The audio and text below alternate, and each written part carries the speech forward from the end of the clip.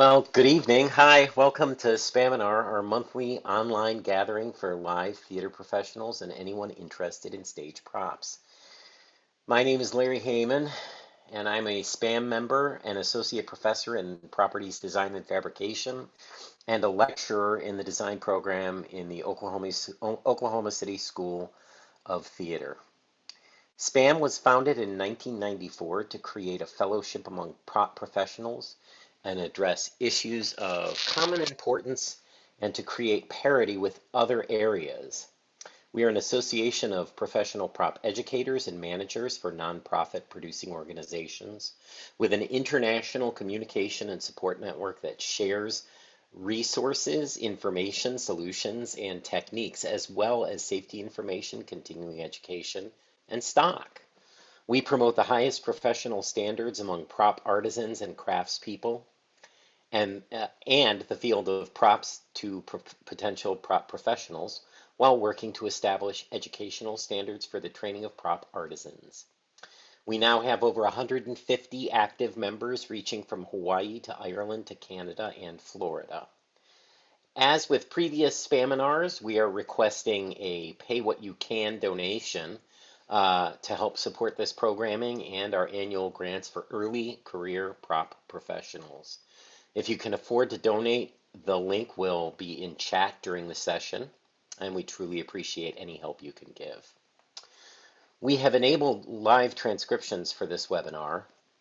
If you'd like to use them, you can click on live transcript on the live transcript button on the bottom and select show subtitle. Alternately, you can click view full transcript to see it in the meeting side panel. So tonight, Cass Westover and Camille Piotr will be talking with us about how we can green up our theater practices. Prior to the pandemic, Cass, whose pronouns are she, her, was the prop supervisor at the Chicago Shakespeare Festival. After spending the better part of the decade there, Cass decided to part ways with Chicago Shakes, but she didn't leave the industry altogether. She's been an active leader in the Chicago Green Theater Alliance since its inception in 2014. She's a proud squeaky wheel when it comes to making small changes which inevitably lead to big gains.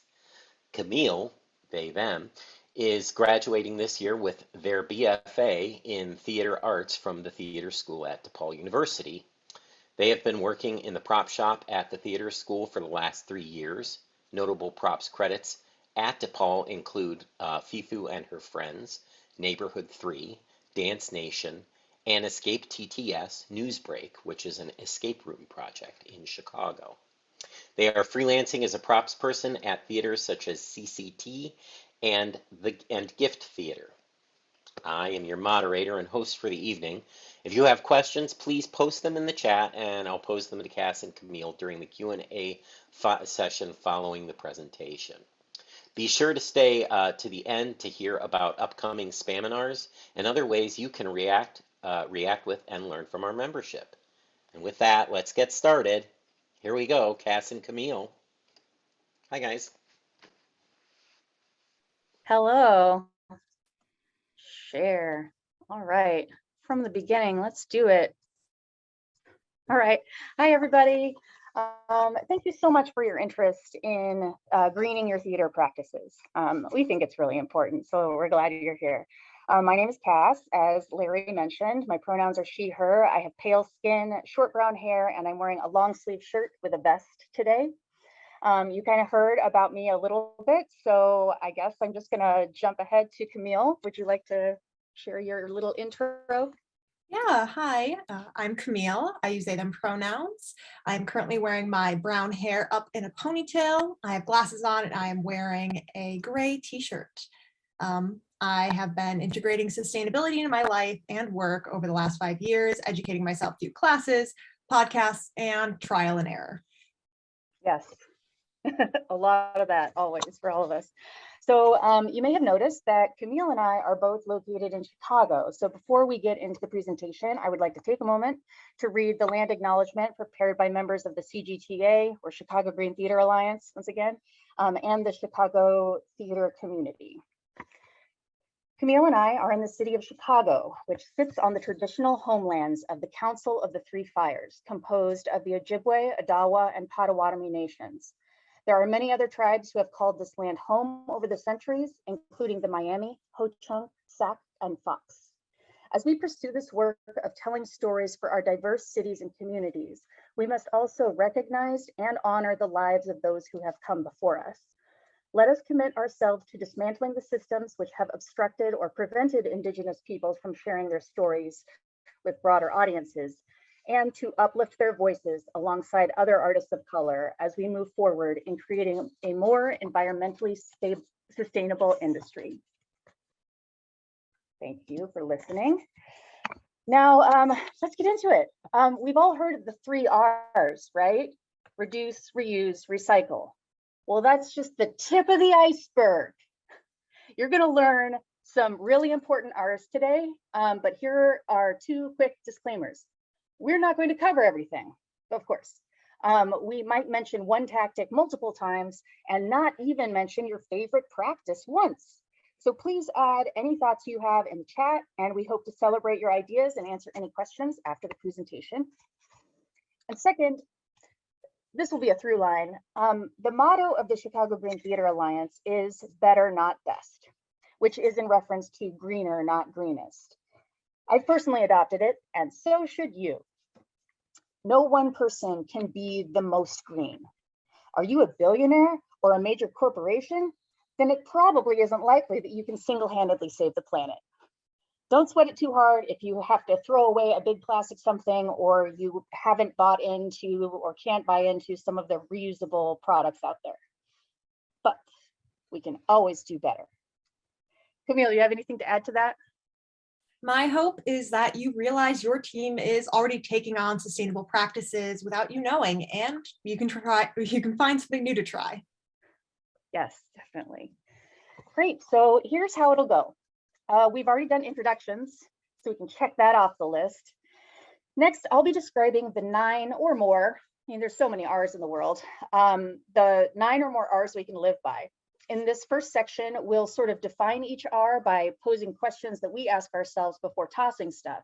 And we'll also sketch out some big ideas too.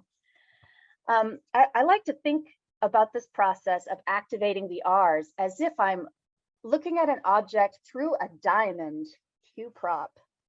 Oh, there it is. If I turn, shoot, come on, buddy. There we go. If I turn the diamond just so, I may realize that the object has potential that I didn't recognize before. So after all of that, we'll apply the R's to our shops, shows, and strikes with practical applications and a variety of resources for each. We'll answer any questions, then slide into home base for a wicked Sunday evening, or other time of day if you are watching the recording. Okay, the basics, overview. The first R is refuse. Do I need this thing? Can I prepare in advance of this challenge? A good example of this are plastic straws and utensils, plastic shopping bags, and bottled water. You can refuse these things, you know, by planning ahead and bringing stuff with you. And I will also say, just to keep through lining with that better not best, if you're in a desert and you finally find a 7-Eleven and you need to buy a bottle of water, you should buy it. It's okay. Rethink. Is this product the best thing to fit my needs right now? A tangential sort of example of this is when you have to ask yourself, like, am I bored or am I hungry? You know, right? It's like this rethink moment. And it's an excellent opportunity to refrain from consumerism and fast fashion choices. On a personal note, I had some dental work done recently, and I asked my husband to pick me up some applesauce. We're going to make applesauce this year, just so you know, but we haven't made it yet. So I asked him to pick some up, and he was in a rush, and the store only had individual plastic cups of applesauce. And while he may have thought, she really needs this, it's also likely that he would consider, if I come home with multiple plastic containers, Cass will be grumpy. She can wait until I have time to go to a different store. So anyway, he bought the individual cups. So now I have to craft with them. But you know, it's still a lesson. I told him that the other one would have been an option. Reduce. Here's one of the tried and true original 3. Don't use as much. So easy, right? Not always. Be mindful of how much waste you are producing, but not just garbage waste. Think about materials usage, sure, but also energy efficiency from an electrical power standpoint and from a labor standpoint. Early in the pandemic, I know I started to notice how much waste I was creating. When we're out and about, we can just throw things away and never think about it again. But then all of a sudden we were home and our garbage cans were filling up so quickly. So this is kind of a 2-part R in that you have to notice where you can reduce and then do it. Redesign gets its own slide because boy, is this a tough one. Systemically speaking, the greatest redesign has to be a complete one, right? When systems of operation exist, it's easier to follow the way it's always been done, right? Obviously. But in our little corners of the world, we can operate differently. I don't know how many of you have heard of a circular economy, but we're going to break that down really quick. So let's look at 2 charts that are adopted by Plant Chicago, a community and educational engagement space in our town. And their images are based on a style from the link at the bottom of this site. Slide. So here is a model of a linear economy. The effects from this version of production might be pretty evident. You know, it extracts finite resources from the earth. Companies dispose of these resources and materials in landfills. And this leads to overuse, which raises the cost of pretty much everything. And while it also depletes valuable resources. So this importantly also causes harm to communities and personal health. So to be short, it's wasteful. Now, a circular economy is not perfect, but it contrasts the linear model. This one includes most of the R's that we'll actually talk about today. So you can just kind of cheat and jump ahead. A circular economy builds economic, natural, and social capital and is based on 3 major principles. Design out waste and pollution, keep products in and materials in use as long as possible, and regenerate natural systems. I want you to notice really quick the number that's attributed to each step. It pretty much all means think ahead, but recycle and recover are a last resort. And if you think of how often you go to the recycling bin, just think of all the opportunities that came before it, which I think is kind of cool to think about. So redesign, we did it. Repair. In opposition of consumerism, like everything else in this presentation, this is an opportunity to rethink, can I extend the life of this thing before I get rid of it? Ask for help. Online or within your theater departments, you know, your clever and creative coworkers will definitely have insight. It might not be helpful, but they will have insight. Oh, this is actually kind of interesting. If you haven't heard of the right to repair legislation that's going around, you should definitely look into it. Basically, this legislation would mean that products should be built in a way that doesn't require a genius or a custom tool to fix or repair it. So in Europe, this is focused on phones, tablets, and computers. And in the USA, there's an executive order in the works to make farming equipment that is repairable for farmers, or to remove some of the barriers between farmers actually fixing their own farming equipment. And I personally hope that some of that e-merchandise is wrapped into that executive order, but more to come on that, I'm sure. And while we're on repair, I want to welcome in this this one fix that I find I need to use a lot for cracked plastic containers, tubs, laundry baskets, and things like that. Now, you can repair these things in a fancy way or with zip ties. I also see some tape residue there. So that person probably, you know, used tape for a little while and it worked until it didn't. So before I move on from this, I would be remiss if I didn't say out loud, beware of burning and welding plastic. Unless you really know what you're doing and you have proper safety and ventilation, this is not good for you. Don't do that. Moving on to reuse. This one's pretty cut and short. Buy secondhand and rehome unwanted but still functional items and share with each other. That's a big one. It's kind of hard to organize sometimes, but share with each other is a good. All right, recycle. Research. That's another R. We'll add it to our 9 R's. Now we have 10. There are so many myths behind recycling, which can make it intimidating to tackle on your own. Most importantly, though, wish cycling should be avoided at all costs. And so what does that mean? When in doubt, throw it out. This is especially relevant concerning mixed material products and packaging. Other common recycling guidelines include keeping items dry, clean, and loose, as in don't bag them, especially in plastic bags.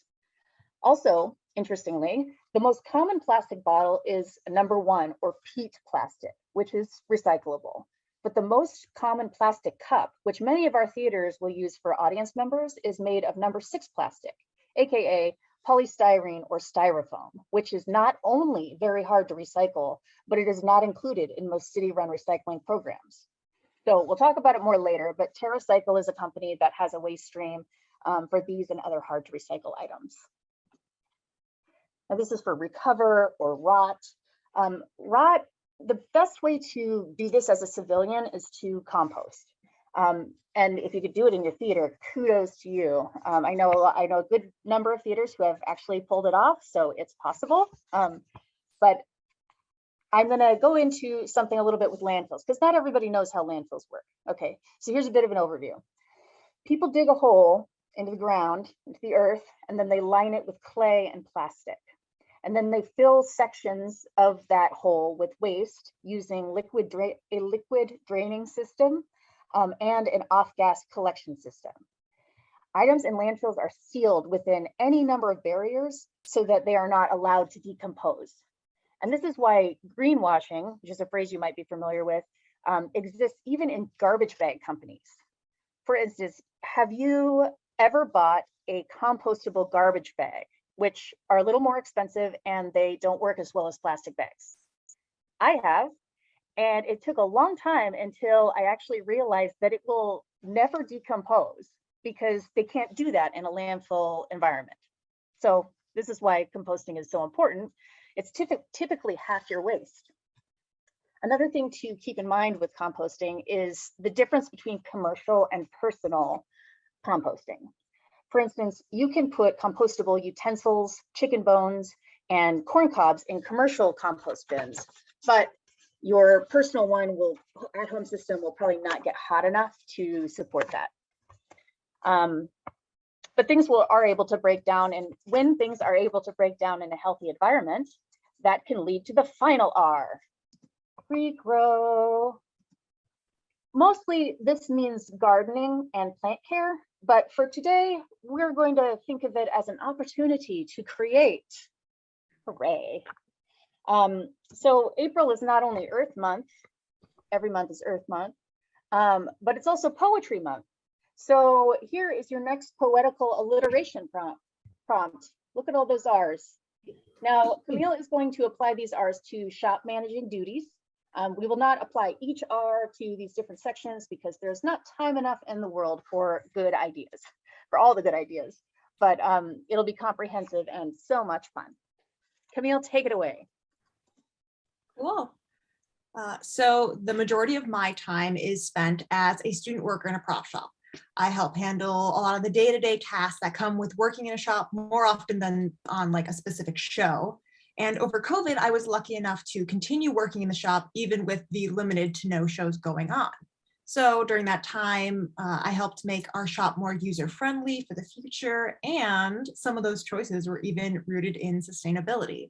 So I was really excited to take on this section. So for the shop, start with rethinking what you're doing, which can also encompass reducing and redesigning your everyday work space. So first off, plan ahead. Create a living, probably digital document of things you want to try in your shop and encourage your team to join you. You might want to start taking notes now if you haven't already. Next is cleaning up some operations. What can be cleaned up in your shop? By this, we mean things like your members of your team might be using dust masks, and they might grab a new one each and every day. Could you provide them a hook and have them write their name on it and use it 2 or 3 times? Or could you provide or have them get a set of fabric dust masks and put in the correct filters for them that can be washed on site?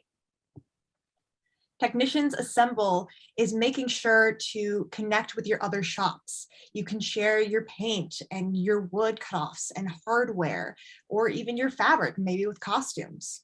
Maybe you could buy in bulk with your other departments for your tape, again, paint, adhesives, hardware. Make sure you guys can share those items, because sometimes you only need a little bit of this, but they actually use it all the time. So instead of buying your own, keep just sharing. And then review the products you have in your shop. Really look at the chemicals, what toxic items you have, what are the paint VOC levels, and what other allergens are you including? So some quick switches that I might recommend would be switching out Bondo for aqua resin and switching out Barge for Eco Weld. These are more sustainable due to lower chemicals, like harsh chemicals that can actually be harmful to both you and to the environment. I mentioned VOCs. If you don't know, VOC stands for volatile organic compound, and basically fancy words for things that can be toxic to you in the environment. For reference, there are tons of types of VOCs. Some are natural, some are man-made, some are toxic, some aren't, but generally for paint VOCs, they're not awesome.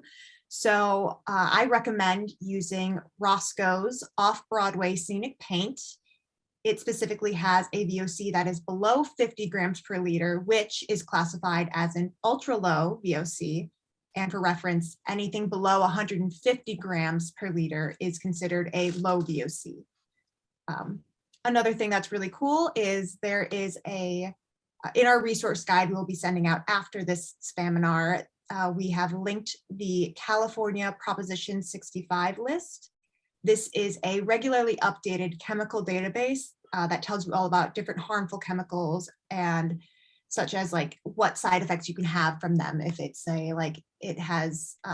it can cause cancer over extended use or other sort of similar issues, so that you can use that guide to kind of see what you have in your shop at the moment and possibly see what you can switch out. Moving on to refuse. First thing, lead by example.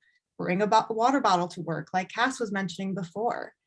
You could also start collections in your shop for, say, ink cartridges or batteries. So these harder to recycle items can be either collected in your shop, both for shop use and from at home for your team.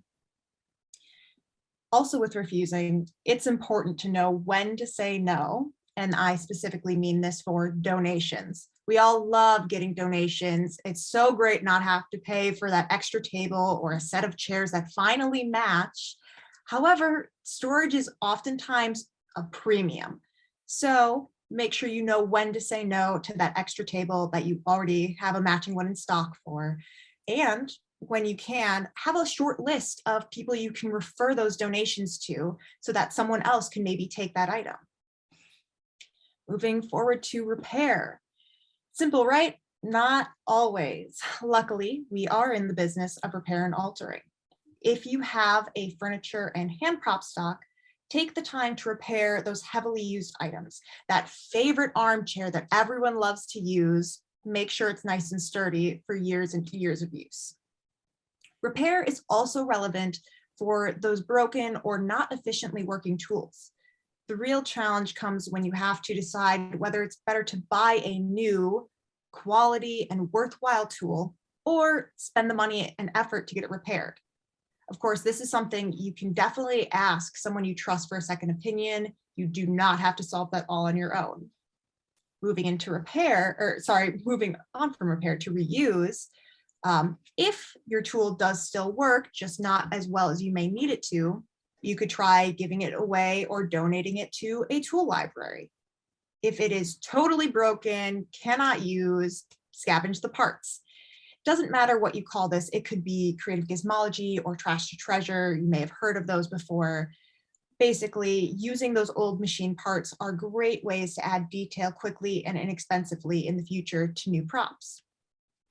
Which draws me to power of storage. I mentioned storage before, and we're going to say it over and over again. But keeping those select scraps can become really handy, and keeping them organized in your storage will make you way more likely to use them in the future. Just take that little bit of extra time to sort out your fabric cuttings, your leftover foam, those metal scraps you may be keeping. And it is also important to keep your hand prop and furniture storage organized and maybe even cataloged so that you can get the best use out of your items and use them over and over. There are other ways you can reuse items in your life too. So cutting up the old clothes that are unwearable, you stained it, you ripped it, something like that. Oftentimes t-shirts make great rags. You can also use thick plastics that come from shipping with all of that shopping we have to do. And those can be great drop cloths or masking for other paint projects. I personally love the No. 5 plastic waterproof bags. You can also use craft paper from shipping, or we've used old large prop banners out of vinyl before to line the spray hood. Again, you have tons of cardboard boxes from shipments. Those are great for rehearsal props and template making, or fake food's an awesome thing to make out of that too. And other reusable items you may be able to switch out in your shop include things like rubber dish gloves rather than latex disposable gloves. I like using them for staining projects. It feels more secure for my hands. I don't feel like I might rip through them as easily. Just make sure that everyone knows how to wash them properly so that you can keep them fresh and functional. Another quick switch could be using silicone mats for paint and hot glue projects or anything else you can think of. They're super easy to clean, they keep your tables safe, and projects won't get stuck to the surface as often. This brings us to the fun and somewhat daunting recycling. As Cass said before, just gotta do your research. It takes time, gotta know the guidelines for your city. What could be better is even talking to your facilities manager or director and get the guidelines for your theater's recycling services provider. You may also be able to look outside on your big old bin where you toss everything sometimes, and normally you can actually see the company on there if you don't have someone you can ask personally. Time to talk about some of those hard to recycle items. Can you get a textile recycling program and share it with your costume department? In our resource guide, we'll be sharing two programs where you can actually buy bags that they'll send to you. You can fill them up with all your sorts of scraps and things and send them back, and they'll take care of the rest for you. Then there's also your small pieces of wood, your foam and your floral and every other bit and bob that you come across. Can you donate those to a maker center or a school program? And if you do still use those latex gloves, could you purchase a recycling box from Terra Recycle, or other sorts of boxes, such as for party supplies and balloon recycling? Like we mentioned, the No. 6 plastic cups for front of house and for prop use. Dead pen and art supplies recycling at one point, and I think still Crayola was collecting old markers that didn't have to be Crayola brand either, and they would be recycling them. In our resource guide we send out, there will be a lot of different recycling guides and sites to help because it is hard to navigate. And then I encourage you to gently share what you do know and learn and share that with others. Cass, on with the show. Yes, thank you. So many of those things are good. I love the dish gloves because I definitely use that for props sometimes, but not like as a first resort for things like staining projects, but it just makes sense because you don't want to wear through your glove anyway. So anyway, that's my favorite one. So greening the show, build and run. Now, this is obviously a case-by-case basis because different shows need different things. You may have a lot of consumables in one and just a box in the middle of the stage for another one. And of course, the box has to do 50 things. But so just, bear with me here. So part of our job, of course, and part of redesign of thought is to ask ourselves, can I prepare in advance of this challenge, right? One way we can do that is with edible and drinkable consumables. Like you could use a soda stream rather than buying sparkling water. And then depending on how much you used, you could buy ginger ale in cans versus plastic bottles. And if you do need to use the plastic bottles instead, you need to make sure that your crew knows that they have to rinse it out to recycle it. Or maybe there's an artist that does, art with plastic bottles. This is a rose that I made out of a Sprite bottle not too long ago. So there's weirdos everywhere. You can find us. I would also suggest never buying a binder. They're everywhere. Once you have locked into some of those free cycle groups in your area, you will have access to binders. So just be aware. You don't have to spend money on that. And further, with paper use, you can use a laminated prop checklist, which I think is really super cool. So the crew doesn't have to use a piece of paper every day. Obviously, you need to check with stage management and the crew head, but there are probably a lot of checklists that they can laminate to reduce all of those daily paper usages. So here are some questions that I like to ask myself when I would prop a show. Can we use a different material? Both because of cost or whatever, but let's talk about Luan for a second. Luan, you might know, is an 1/8 inch to 1/4 inch tropical hardwood plywood panel with numerous uses. Most production of plywood products are made in Indonesia, Malaysia, and the Philippines.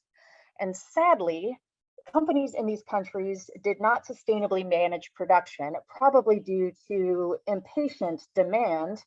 And in 20 short years, the hardwood plywood production plummeted due to overharvesting and lack of raw materials.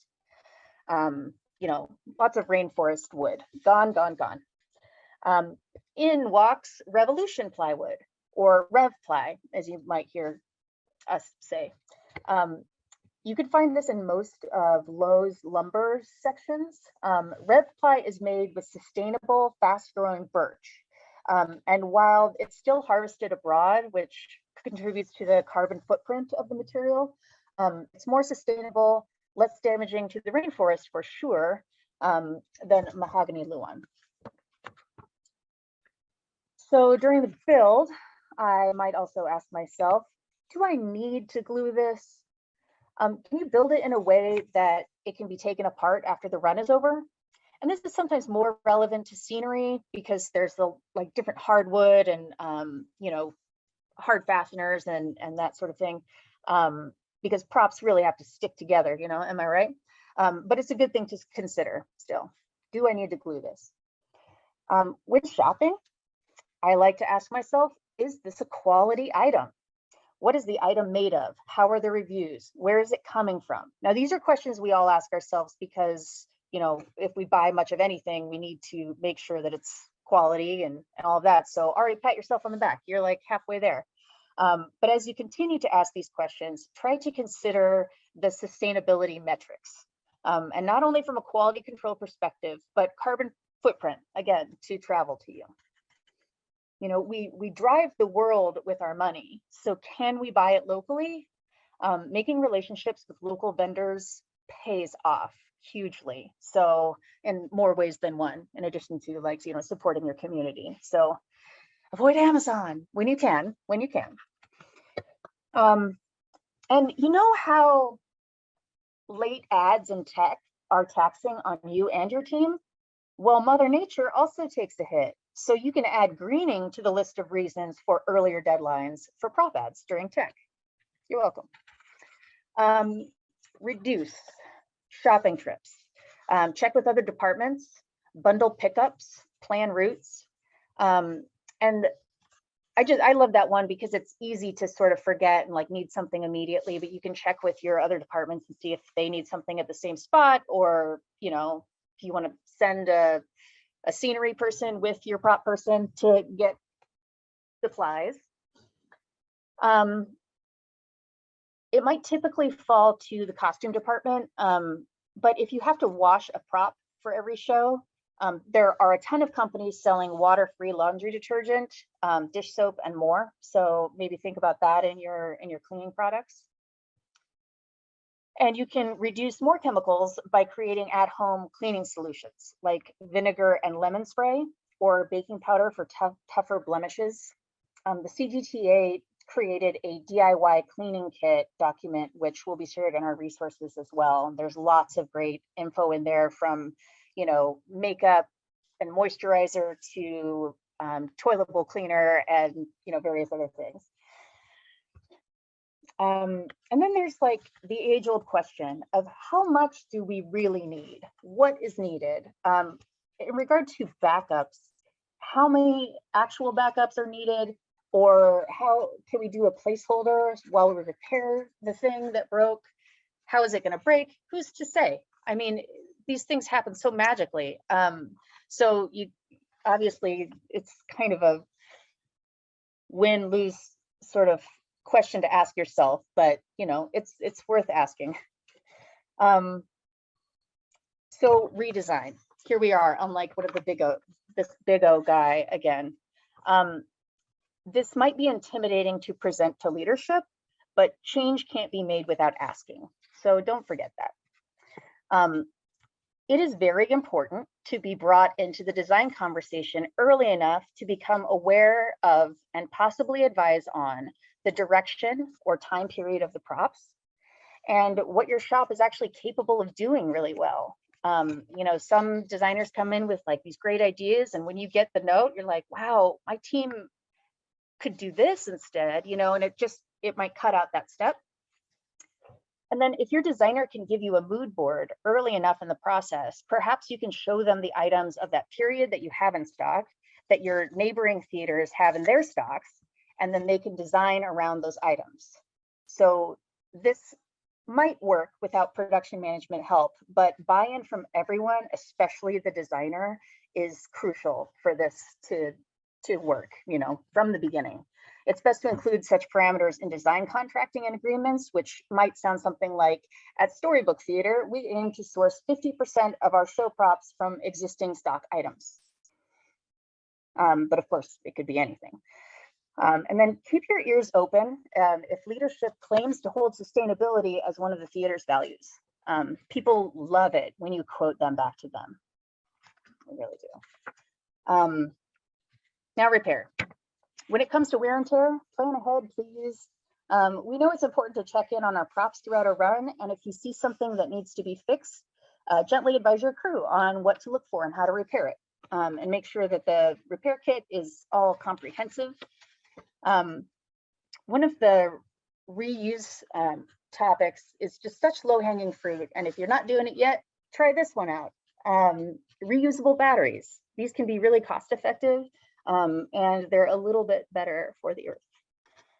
Other reuse ideas, I don't know if you're if you're still on Facebook, there are a lot of Facebook neighborhood free groups, which are invaluable. Facebook Marketplace is sometimes helpful too, but you know, a version of Craigslist essentially. But all of these places are a great place to find free or less expensive secondhand items. The Chicago Green Theater Alliance created a reuse group on Facebook where you can give away or inexpensively sell set pieces, materials, office supplies, costumes, lighting equipment, and more.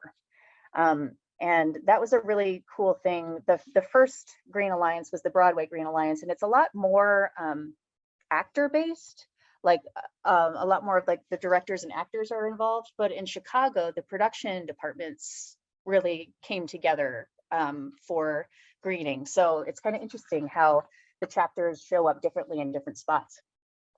And just in case you didn't know, here are the Green Theater Alliance chapters we know of so far, and that they have like, we are all chapters. So these are the ones that exist right now: Broadway, Chicago, Atlanta, Philadelphia, Minneapolis, and Denver.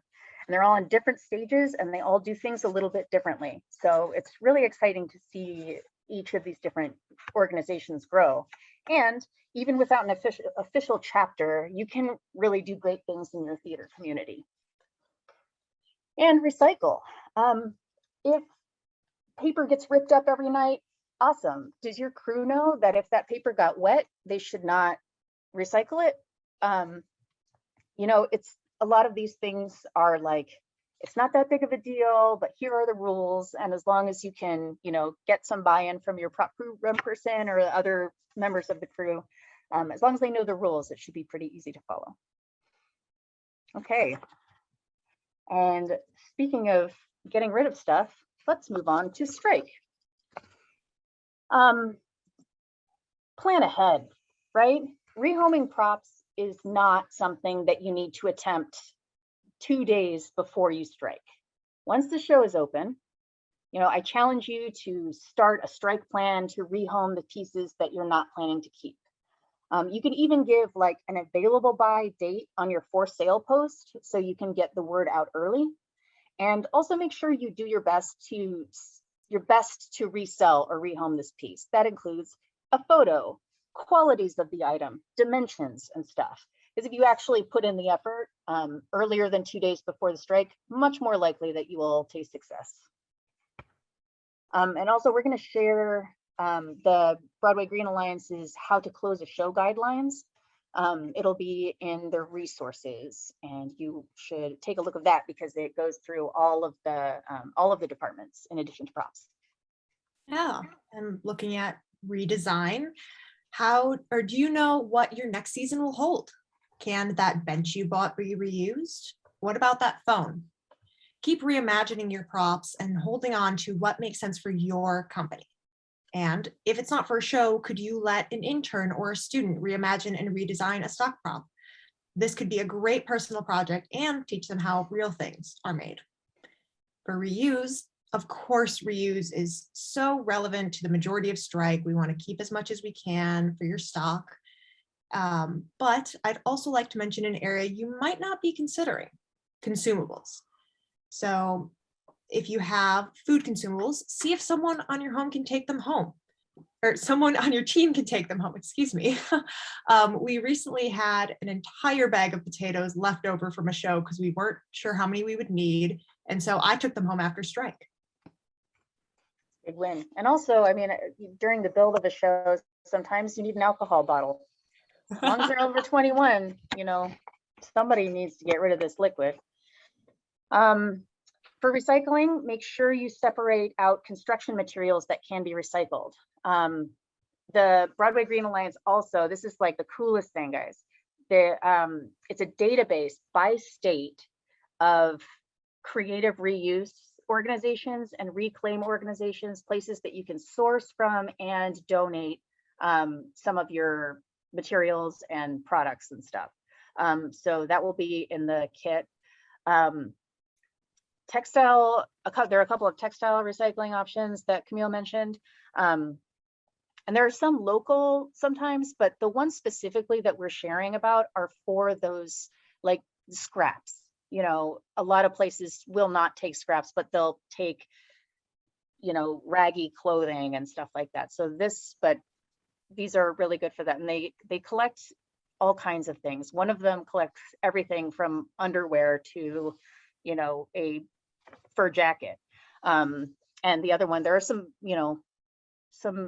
guidelines. Make sure to read them. So in addition to these, there's Offer Up and all of those other spots. Always make sure that your steel recycling is kept separately, both from what Camille mentioned earlier about, that one perfect piece of off-cut metal that like just happened to be, it's the perfect thing. So you want to keep that separately, but also you can get money for that recycling. It's one of the few things. It's not a lot, but it's something. And then some shows, some prop groups, I know, like at least the Utah Shakespeare Festival, are also in charge of lobby displays or other promotions. So if you've got some leftover vinyl banners, you can send them to a company called Scenery Bags and order custom products made from those banners. That can be anything from, it's not just bags, like wallets, all these other different things. And your audience members will love buying those throughout the season or at your gala. Oh, that's a really fun item to have. Recover and rot, looking at that. Did you plan ahead and not use glue on some props like we mentioned before? See if you can break down that prop and use the raw materials for your next show. Also, make sure to talk to your scenery department about things you'll be needing in the future. If you know you'll be needing some chunks of plywood for rehearsal props or to build up a small table, strike is a great time to start gathering those used pieces of wood. This is also a good time to reach out to your green theater chapter and see if anyone could use a piece you no longer can keep. As Cass said, post it before strike, and sometimes you can get someone who will pick it up during strike, which is so helpful, gets it right out of your way. And lastly, closing up with regrow. If you are feeling a bit ambitious, take notes during and after your strike for a green propping document.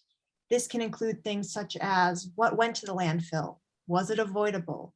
And then you can think and brainstorm about how you could maybe use a different project or procedure next time. Great.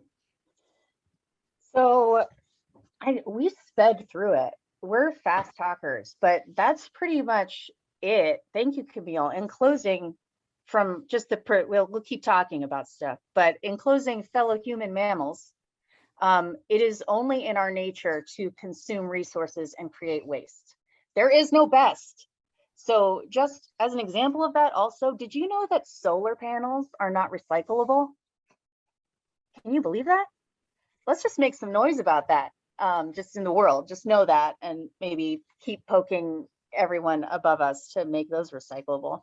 But anyway, I hope we've all been practicing this in general, but give yourself some grace, but try to do better always, and take the opportunity when it's right there in your hand. And then suddenly, lo, there you are, our green partner in art making. Hooray. So I'll stop sharing my screen and we can look at the chat if there's anything there. Larry, do you have any?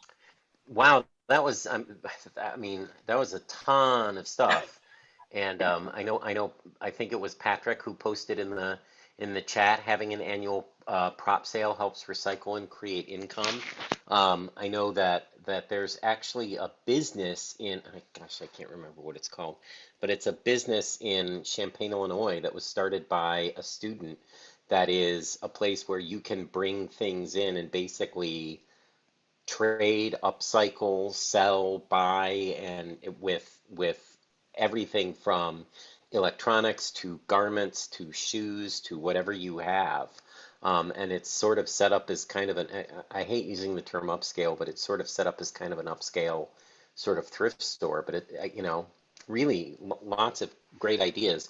Cass, one of the things that I wanted to say is our paint shop is just stacked with little Jello cups and applesauce cups, because it's a great way to make a little sample or just to mix a little bit of paint and carry it around with you and use it. But we also use tons of I use in my prop shop, I use tons of carry-out containers because they're just great. They usually have good snap-on lids and they're easy and they stack and you can wash them and reuse them, and they're great. So, but Yeah, I thought of that definitely. when you mentioned the applesauce dilemma. I was like, Yeah. well, those are paint cups. So, Yeah, well, that's a um, really great thought. I usually try, at least in my shop, my team would get mad at me. I would keep bringing in things that didn't have lids. They're like, this is useless to us right now. But,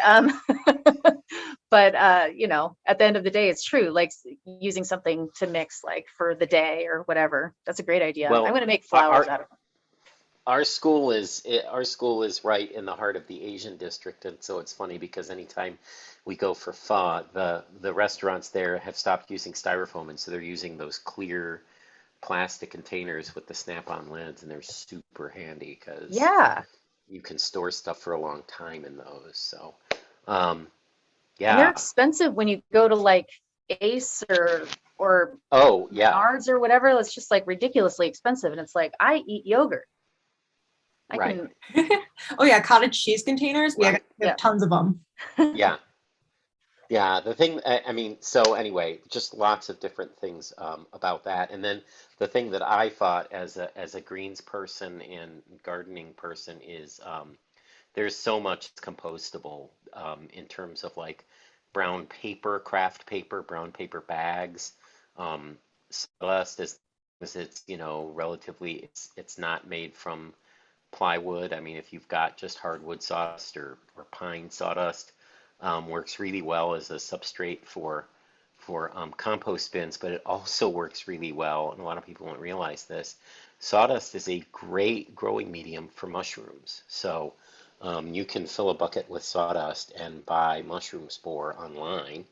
eh, Excuse me, and grow your own mushrooms. And I have actually done that with sawdust and coffee grounds in the past. So That's two funny. things. I once did a play, did scene design, assistant scenic design for a play that was set on a mushroom farm.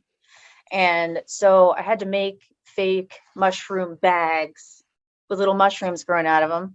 I probably used, the real deal, you Right. know, saw sawdust for Right, this. It's funny. exactly. I mean, that's one of the cool things. And then in Oklahoma City, we actually have a guy who's just his business is called Closer to Earth, and he literally rides around on a bicycle collecting people's compostable materials and taking them and composting them. And he does it with Starbucks. He does it with Jamba Juice. I think he goes to Subway and gets some of their vegetable material.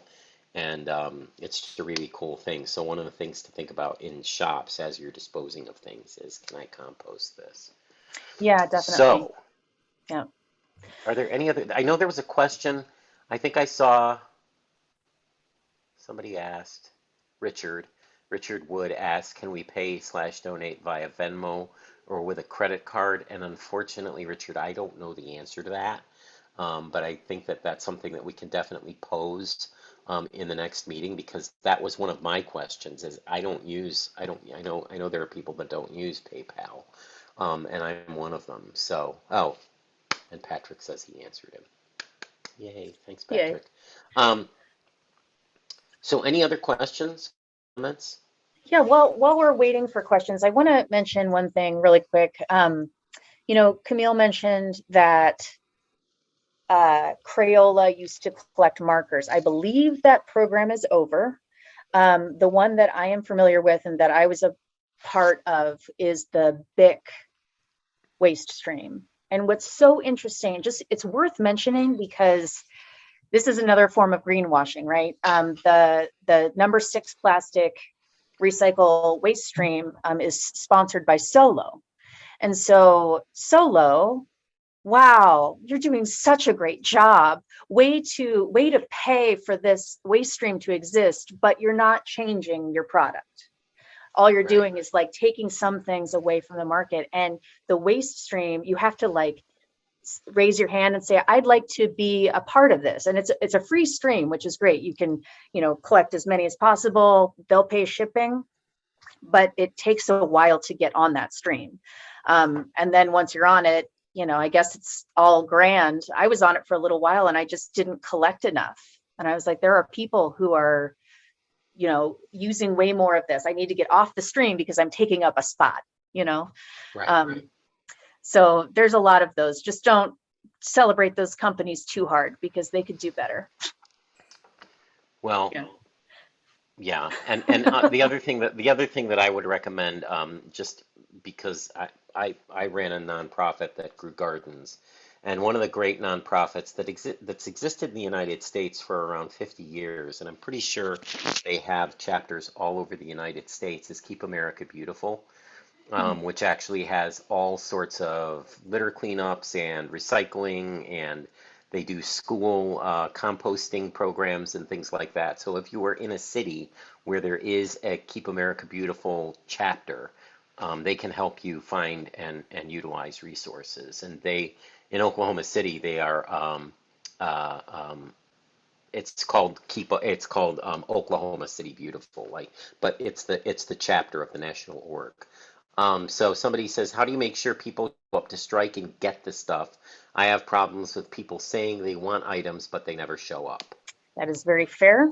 And it is a super frustrating thing. I know I was talking to a fellow spam member, Karen, who has a lot of rehoming of props to do for every show. And it takes up like half of her job. You got to find it. But Yeah. as soon as you find it, you got to start figuring out where you're going to put it. So it is not small. I've been pretty lucky, I guess, with making sure that people come to buy it, but sometimes it just stays out on the dock for a long time and you Right. finally have to get rid of it somewhere. We have a Camille, secondary dock that we set things on, and we leave it there for a period of time, mhm. and then it has to go, Yeah, unfortunately. go, Yeah. Multiple people interested, it's always good to be like, okay, I have someone who already said like they would like it, but I'm going to keep you on a waiting list. Right. That's been a thing in the past. Just be like, okay, like you're next in line if something happens. And like oftentimes the second person still gets it. that's great. Yeah. I've actually found that Facebook Marketplace, I had to dispose of a sink and toilet that we used in a show that we didn't want to store, and so I just found that putting it on our dock and then advertising, to Facebook Marketplace, if you want to come take it, and it went away eventually.